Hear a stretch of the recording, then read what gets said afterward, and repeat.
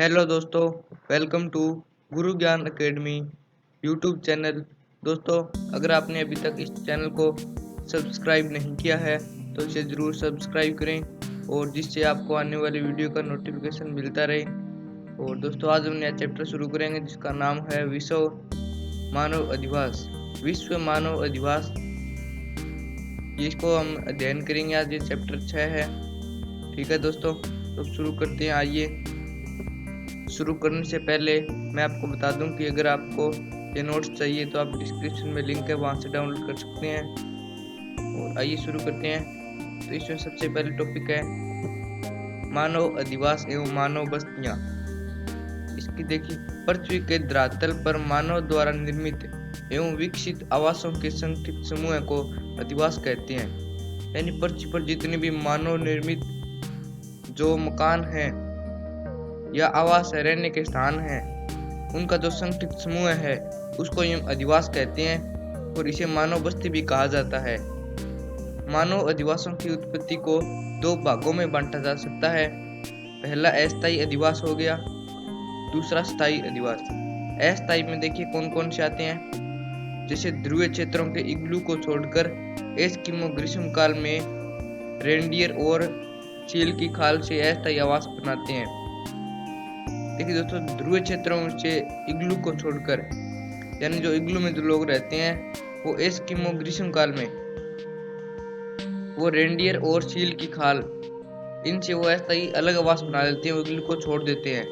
तो ये अस्थायी आवास हो गया। अब देखिए, अरब व सहारा के बद्दू, ये भी एक अस्थायी अधिवास है। रॉकी पर्वत के पूर्वी भागों में रेड इंडियन, ये लोग भी अपने आवास स्थान को चेंज करते रहते हैं। और नंबर 4 देखिए, अफ्रीका के कालाहारी मरुस्थल में बुशमैन द्वारा बनाए गए अस्थायी अधिवास। ये चारों अस्थायी अधिवास है। अब पढ़ते हैं स्थायी अधिवास को। इसमें देखिए, स्थायी अधिवासों की उत्पत्ति उत्तर पाषाण काल में स्थायी कृषि के साथ हुई मानी जाती है। उत्तर पाषाण काल ये एक काल है, इसको उत्तर पाषाण काल से नाम जाता है। और मानव अधिवासों के वर्गीकरण में ग्रामीण अधिवास व नगरीय अधिवास, ये दो अधिवास हैं, इनको शामिल किया जाता है। पहले देखते हैं ग्रामीण अधिवासों के प्रतिरूप। जैसे पहला है मिश्रित अधिवास। उदाहरण है सांगोद, कोटा तहसील के खुर्द गांव। ये सांगोद तहसील है कोटा जिले की, इसका खुर्द गांव है वो मिश्रित अधिवास में आता है। रेखीय प्रतिरूप में देखिए, जब ग्रामीण क्षेत्रों में सड़क, रेल मार्ग, नहर, नदी घाटी में या सागर तट के सहारे बस्ती का विकास होता है, इस प्रतिरूप को रेखीय प्रतिरूप कहते हैं। देखिए, जब कोई सड़क के साथ पास में या रेल मार्ग के पास में नहर, नदी घाटी या सागर तट के सहारे जब बस्ती का विकास होता है तो उसे हम कहते हैं रेखीय प्रतिरूप। इसका उदाहरण है जयपुर जिले का बरवाड़ा गांव। अब देखते हैं आयताकार या चौक-पट्टी प्रतिरूप। इसमें देखिए, जब दो सड़कें आपस में मिलती है और उनके मिलन स्थल से दोनों सड़कों के किनारों पर लंबवत नालियां बनती है तो इस प्रतिरूप को आयताकार प्रतिरूप कहते हैं। जैसे विश्व में समतल उपजाऊ मैदानी भाग है, यहाँ पे आयताकार या चौक-पट्टी प्रतिरूप पाया जाता है। अब देखते हैं अरीय त्रिज्या प्रतिरूप। जब किसी गांव में एक स्थान पर अनेक दिशाओं से कच्ची सड़कें या पक्की सड़कें मिलती है, यानी कोई गांव में अनेक सड़कें आकर मिलती है, तो मिलन स्थान से त्रिज्याकार मार्ग पर मकानों का निर्माण होता है। परंतु सभी गलियां मुख्य चौराहों पर मिलने से समांतर नहीं होती है। ठीक है, तो वो गलियां समांतर नहीं बनी होती है, वो ऐसे वर्त की त्रिज्या के रूप में होती है। इस प्रकार उदाहरण देखिए, भारत में गंगा के ऊपरी मैदान और तमिलनाडु राज्य है। नंबर 5 देखिए, तारा प्रतिरूप। यह शुरुआत में अरीय प्रतिरूप के रूप में विकसित होता है, किंतु बाद में बाहर की ओर जाने वाली सड़क के किनारों पर मकान बनने से इसकी आकृति तारे जैसी हो जाती है, इसलिए इसे तारा प्रतिरूप कहते हैं। और नंबर 6 है मानचित्र। ग्रामीण बस्तियों के मुख्य प्रतिरूप किस किस प्रकार के हैं वो मैं दिखाता हूँ आपको। आइए देखते हैं एक एक को।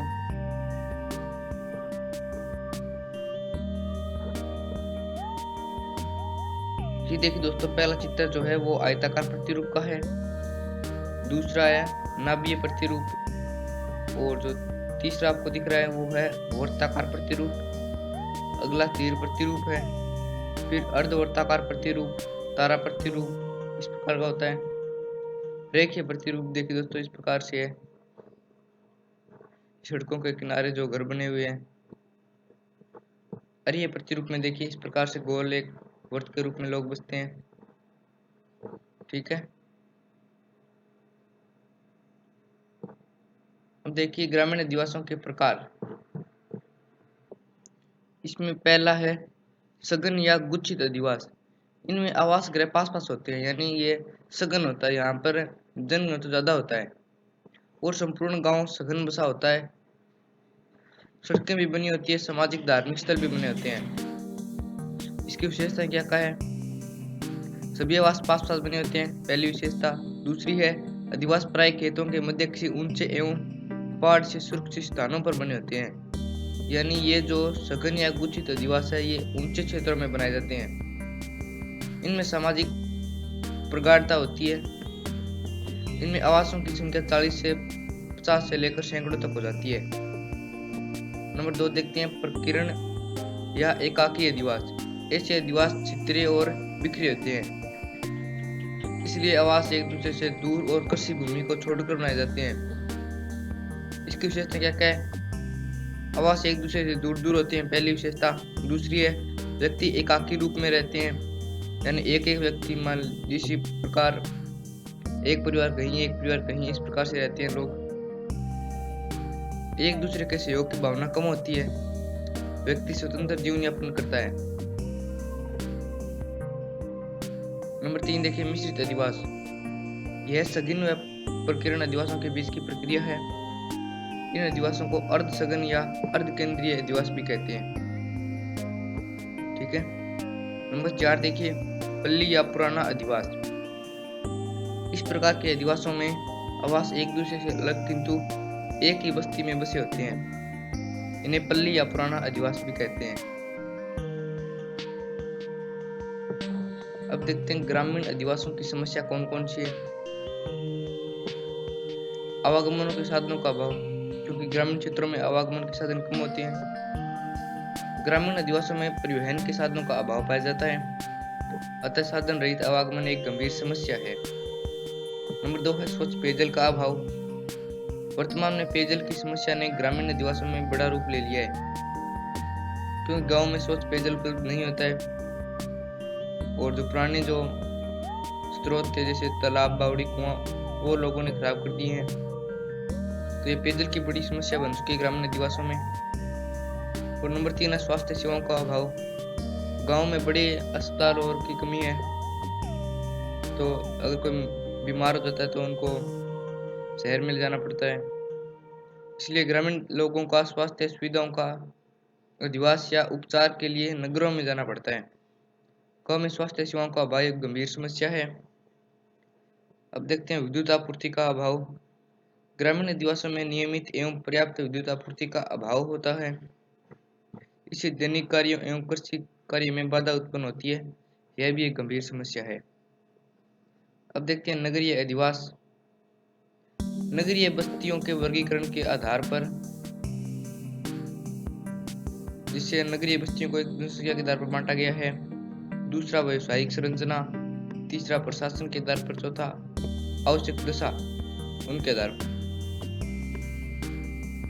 सबसे पहले देखते हैं नगरीय अधिवासों के प्रकार। पहला प्रकार है नगर। 1 लाख से अधिक किंतु 10 लाख से कम जनसंख्या वाले अधिवास नगर हैं कहलाते हैं, यानी 1 लाख से 10 लाख की जो जनसंख्या वाले अधिवास होती हैं वो नगर कहलाते हैं। जैसे भारत में राजस्थान का बीकानेर नगर है, ठीक है। महानगर को देखते हैं। 10 लाख से अधिक जनसंख्या वाले अधिवासों को महानगर कहा जाता है, जैसे जयपुर है, जोधपुर है, कोटा है, ये महानगर में आते हैं। इन्हें मेट्रो सिटी भी कहा जाता है। नंबर 3 है सन नगर। 1915 में पैट्रिक गिडीज ने सर्वप्रथम इस शब्द का प्रयोग किया था और इसका और कोई वर्णन नहीं दिया है। बृहत नगर देखिए, इसे अंग्रेजी में मेगापोलिस कहते हैं, जिसका अर्थ विशाल नगर यानी बहुत बड़ा। इसका प्रयोग सन 1857 में जीन गोटमैन उन्होंने किया था। इसकी जनसंख्या 50 लाख से अधिक होती है। इन्हें विश्व नगरी भी कहते हैं, जैसे टोक्यो है, मुंबई है, ये बृहत नगर में आते हैं। अब देखते हैं नगरीय अधिवासियों की समस्याएं। नगरीय अधिवासियों में कई समस्याएं हैं। पहली तो है गंदी बस्तियों का दुर्भाव। नगरों में जनसंख्या तथा घनत्व में वृद्धि से भूमि की कमी के कारण कुछ लोग बस्तियों में रहते हैं।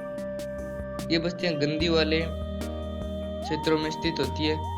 यह बस्तियां गंदगी को नगरों से में बढ़ती है।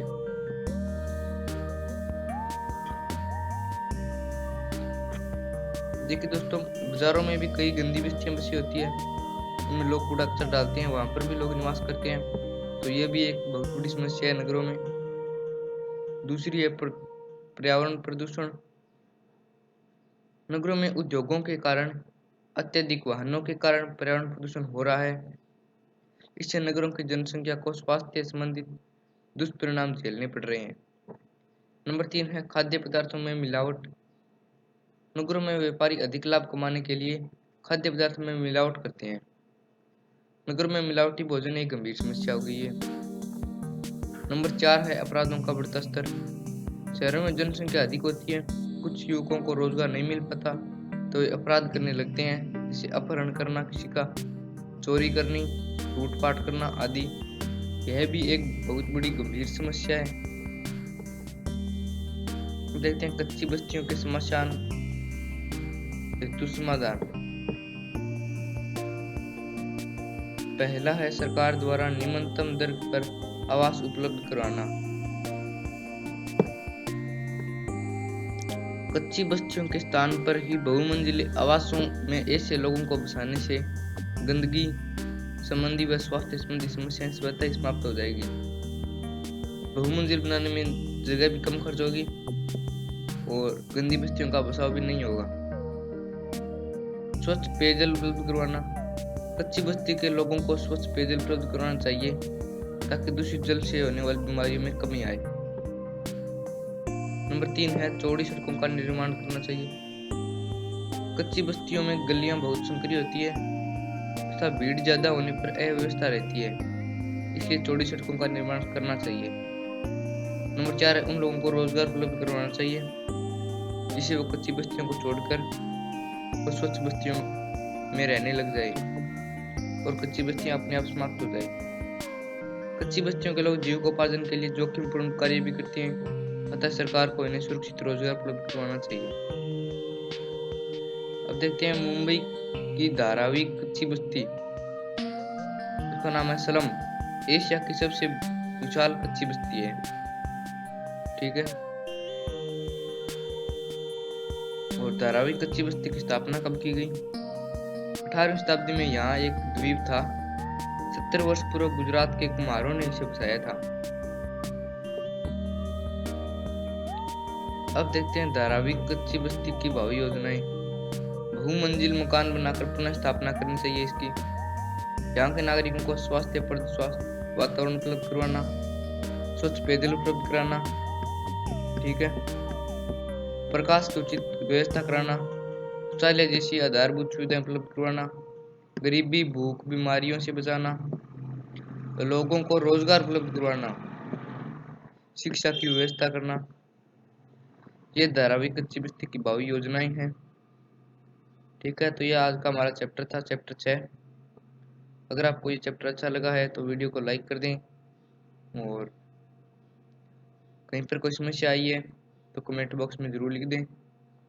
और ऐसी अन्य वीडियो को देखने के लिए नीचे चैनल पर ओके करें और फिर वीडियो में जाएं, वहाँ से आप अन्य वीडियो को देख सकते हैं, ठीक है। तो धन्यवाद दोस्तों वीडियो देखने के लिए, थैंक यू।